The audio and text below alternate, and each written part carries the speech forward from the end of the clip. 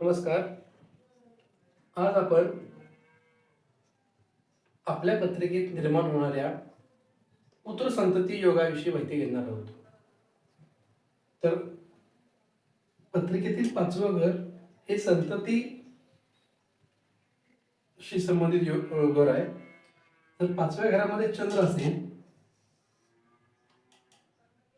आणि 3, 4 आणि 6 या घराशी केतूचा संबंध असेल, म्हणजे एकतर तिसऱ्या, चौथ्या आणि 6व्या घरामध्ये के किंवा केतू असला पाहिजे.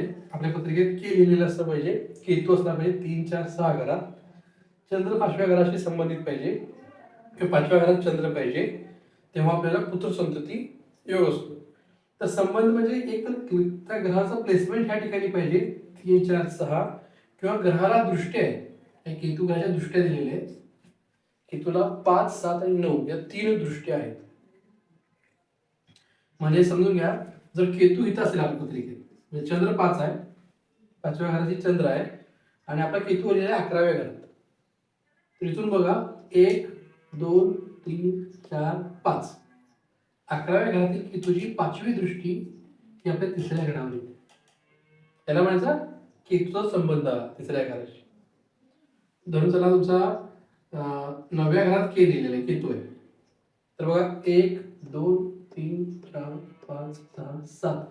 7वी दृष्टी तुमची केतूची तिसऱ्या घराशी म्हणजे तिसऱ्या घरावरती आहे, म्हणजे तिसऱ्या घराशी केतूचा संबंध आला. किंवा धरून चला तुमचा चंद्र 5व्या घरात असताना 7व्या घरात केतू लिहिलेलं आहे. मोजून घ्या 1, 2, 3, 4, 5, 6, 7, 8, 9.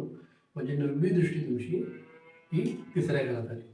म्हणजे केतूचा संबंध तिसऱ्या घराशी. याला कधी चंद्र 5 असताना अशी जर सर्कमस्टान्सेस किंवा असे जर कंडिशन्स, असे प्लेसमेंट्स ग्रहांचे जर असतील, तर तुम्हाला संतान योग किंवा पुत्र संतान योग हा आपल्या पत्रिकेत निर्माण झालेला आपल्याला पुत्र संतान होऊ शकतो.